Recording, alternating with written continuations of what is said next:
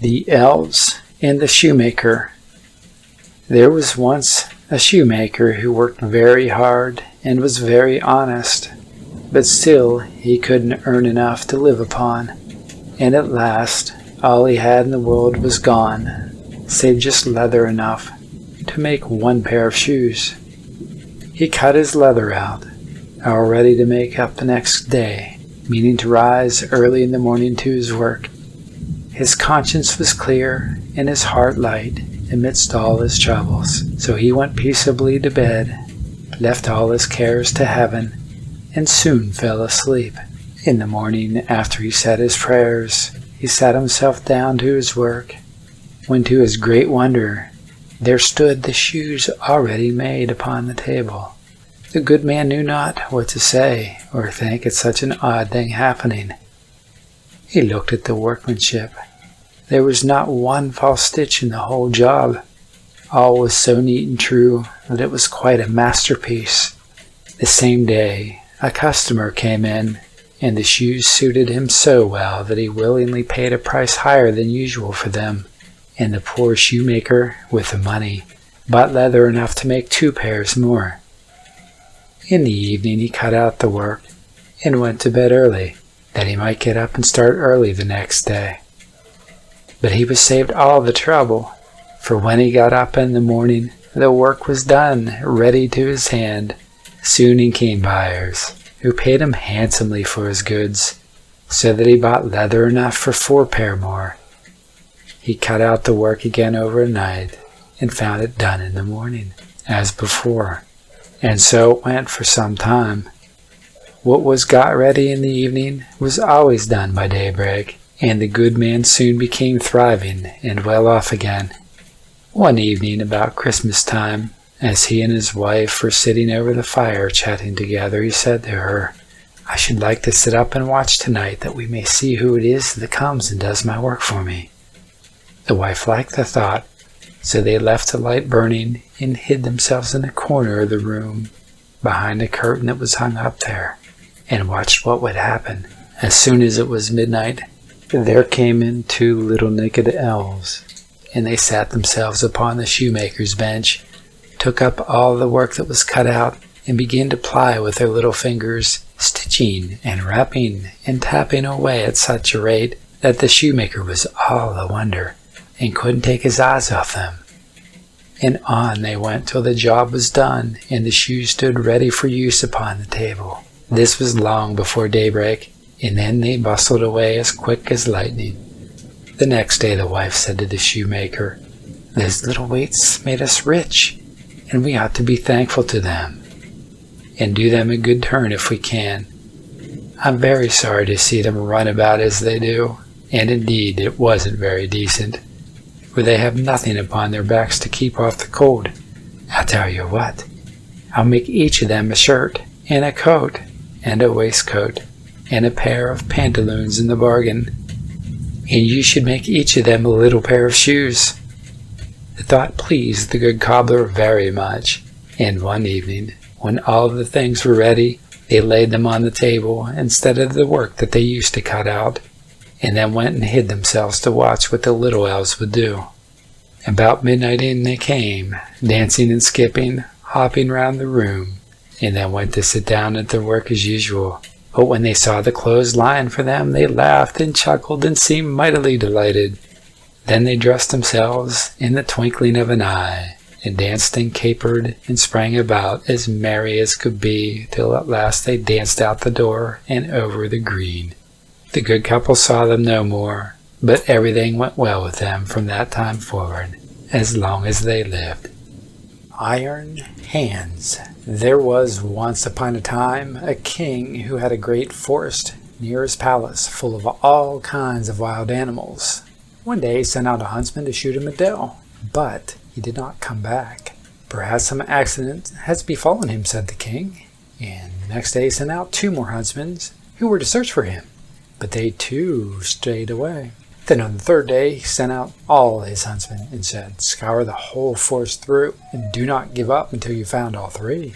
But of these also none came home again. None were ever seen again. From that time forth, no one would any longer venture into the forest, and it lay there in deep stillness and solitude, and nothing was seen of it, but sometimes an eagle or hawk flying over it. This lasted for many years, when an unknown huntsman announced himself to the king as seeking a situation and offered to go into the dangerous forest. The king, however, would not give his consent and said, "It is not safe there. I fear it would fare you no better than with the others, and would you never come out again?" The huntsman replied, "Lord, I will venture in at my own risk. Of fear I know nothing."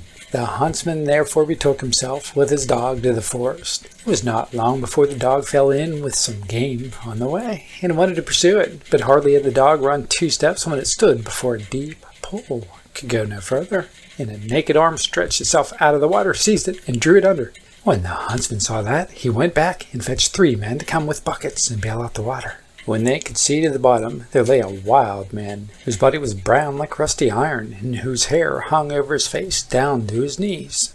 They bound him with cords and led him away to the castle. There was great astonishment over the wild man. The king, however, had put him in an iron cage in his courtyard, and forbade the door to be opened, on pain of death. And the queen herself was to take the key into her keeping, and from this time forth everyone could again go into the forest with safety. The king had a son of 8 years who was once playing in the courtyard, and while he was playing his golden ball fell into the cage. The boy ran thither and said, "Give me my ball out." "Not till you have opened the door for me," answered the man. "No," said the boy, "I will not do that. The king has forbidden it," and ran away. The next day he went and asked for his ball. The wild man said, "Open my door," but the boy would not. On the 3rd day the king had ridden out hunting, and the boy went once more and said, "I cannot open the door, even if I wished, for I have not the key." Then the wild man said, "It lies under your mother's pillow. You can get it there." The boy, who wanted to have his ball back, cast all thought to the winds and brought the key. The door opened with difficulty, and the boy pinched his fingers.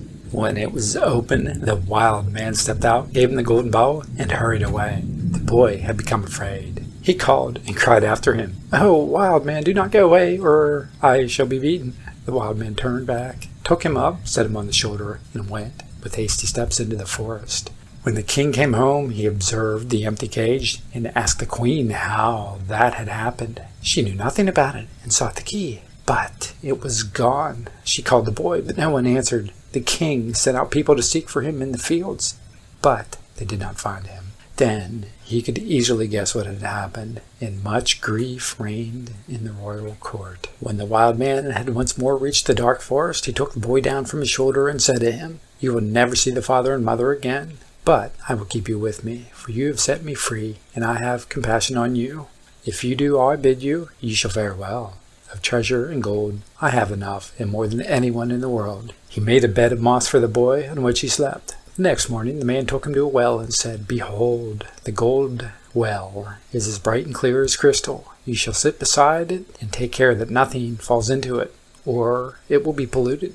I will come every evening to see if you have obeyed my order." The boy placed himself by the brink of the well, and often saw golden fish or golden snake show itself therein, and took care that nothing fell in. As he was thus sitting, his finger hurt him so violently that he inwardly put it in the water. He drew it quickly out again, but saw that it was quite gilded, and whatsoever pains he took to wash the gold off again, all was to no purpose. In the evening Iron Hands came back, looked at the boy, and said, "What is happening to the well?" "Nothing, nothing," he answered, and held his finger behind his back, but the man might not see it. But he said, "You have dipped your finger into the water. This time it may pass, but take care you do not let anything go in." By daybreak the boy was already sitting by the well and watching it.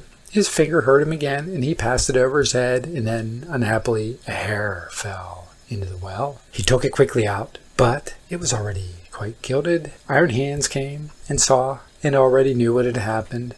"You have let a hair fall into the well," he said.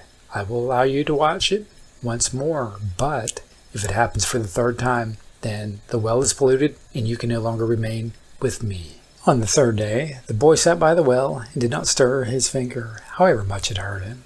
But the time was long to him, and he looked at the reflection of his face on the surface of the water, and as he still bent down more and more, while he was doing so and trying to look straight into the eyes, his hair fell down from his shoulders into the water. He raised himself quickly, but the whole of his hair of his head was already golden and shone like the sun.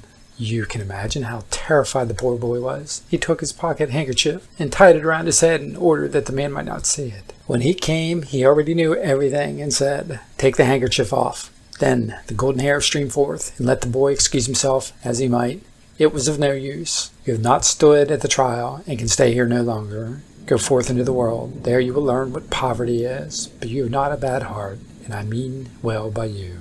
There is one thing I will grant you. If you fall into any difficulty, come to the forest and cry, "Iron Hands," and then I will come and help you. My power is great, greater than you think, and I have gold and silver in abundance. Then the king's son left the forest and walked by beaten and unbeaten paths, ever onwards, till at length he reached a great city.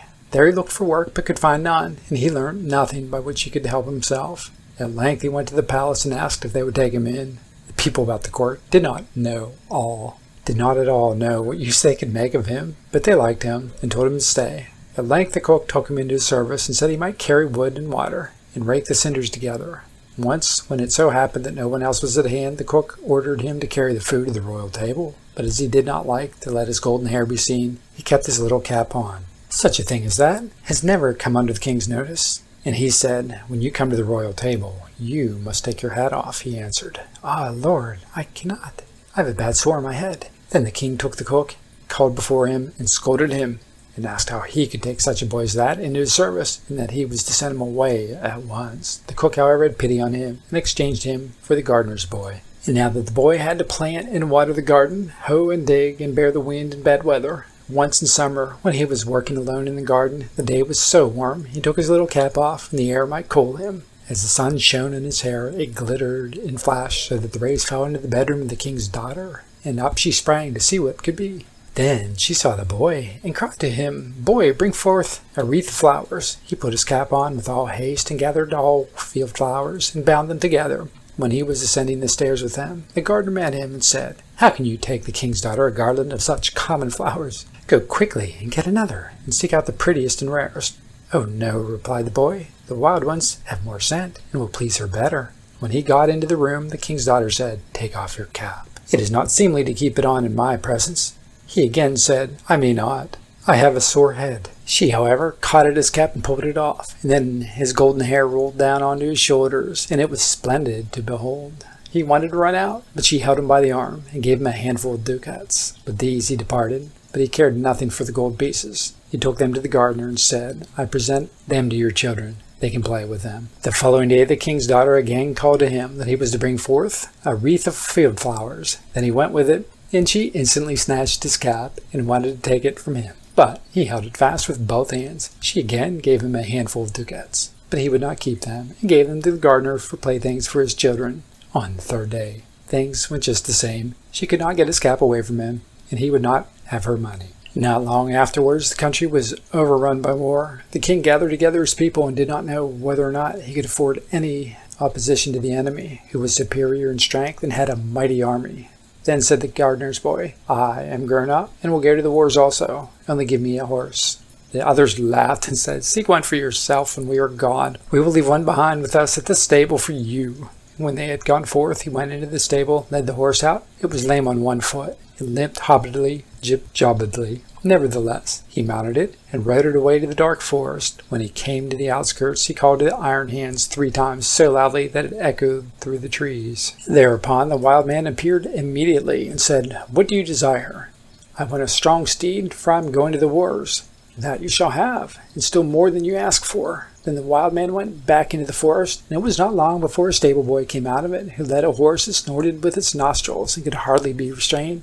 And behind them followed a great troop of warriors, entirely equipped of iron, and their swords flashed in the sun. The youth made over his 3-legged horse to the stable boy, who mounted the other, and rode at the head of the soldiers. When he got near the battlefield, a great part of the king's men had already fallen, and little was wanting to make the rest give way. Then the youth galloped thither with his iron soldiers, broke like a hurricane over the enemy, and beat down all who opposed him. They began to flee, but the youth pursued and never stopped, until there was not a single man left.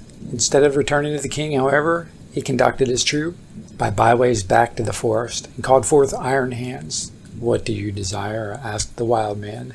Take back your horse and your troops, and give me my three-legged horse again." All that he asked was once done, and soon he was riding on his three-legged horse. When the king returned to his palace, his daughter went to meet him and wished him joy of his victory.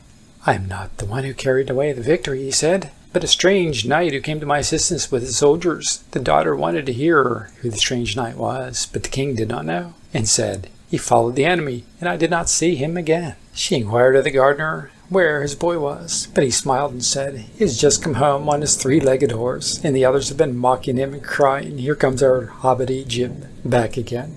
They asked too, 'Under what hedge have you been lying sleeping all the time?' So he said, 'I did the best of all, and it would have gone badly without me,' and then he was still more ridiculed. The king said to his daughter, 'I will proclaim a great feast that shall last for 3 days, and you shall throw a golden apple. Perhaps the unknown man will show himself.' When the feast was announced, the youth went out to the forest and called Iron Hands. 'What do you desire?' asked he.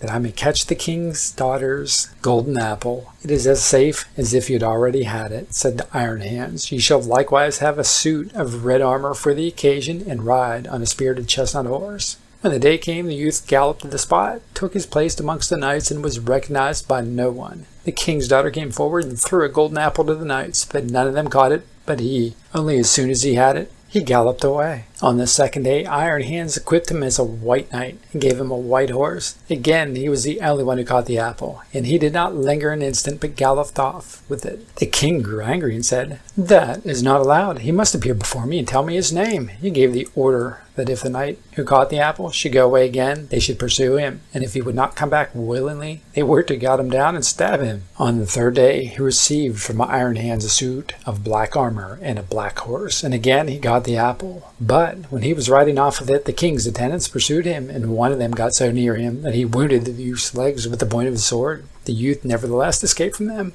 but his horse leapt so violently that the helmet fell off the youth's head, and they could see that he had golden hair. They rode back and announced this to the king. The following day, the king's daughter asked the gardener about this boy. 'He is at work in the garden. The queer creature has been at the festival too, and only came home yesterday evening. He has likewise shown my children the 3 golden apples, which he has won.' The king had him summoned into his presence, and he came again with his little cap on his head. But the king's daughter went up to him and took it off. Then his golden hair fell down over his shoulders, and he was so handsome that all were amazed. 'Are you the knight who came every day to the festival, always in different colors, and who caught the 3 golden apples?' asked the king. 'Yes,' answered he, 'and here the apples are.' And he took them out of his pocket and returned them to the king. 'If you desire further proof, you may see the wound which your people gave me when they followed me. But I am likewise the knight who helped you to your victory over your enemies. If you can perform such deeds as that, you are no gardener's boy. Tell me, who is your father?' 'My father is a mighty king, and gold I have in plenty, as great as I require.' 'I well see,' said the king, 'that I owe my thanks to you. Can I do anything to please you?' 'Yes,' answered he, 'that indeed you can. Give me your daughter to wife.' The maiden laughed and said, 'He does not stand much on ceremony, but I have already seen by his golden hair that he was no gardener's boy.' And then she went and kissed him. His father and mother came to the wedding and were in great delight, for they had given up all hope of ever seeing their dear son again. As they were sitting at the marriage feast, the music suddenly stopped, the doors opened, and the stately king came in with great retinue. He went up to the youth, embraced him, and said, 'I am Iron Hands, and was by my enchantment a wild man, but you have set me free. All the treasures which I possess shall be your property.'" The Frog King, or Iron Henry. In old times, when wishing still helped one, there lived a king whose daughters were all beautiful. But the youngest was so beautiful that the sun itself, which has seen so much, was astonished whenever it shone on her face. Close by the king's castle lay a great dark forest, and under an old lime tree in the forest was a well.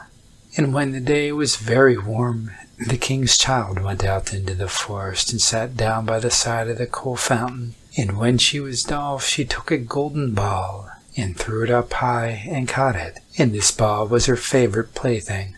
Now it so happened that on one occasion the princess's golden ball didn't fall into the little hand which she was holding up for it, but on the ground beyond, and rolled straight into the water.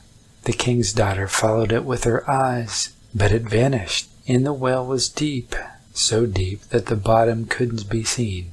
And she began to cry, and cry louder and louder, and couldn't be comforted. And as she lamented, someone said to her, "What ails thee, king's daughter?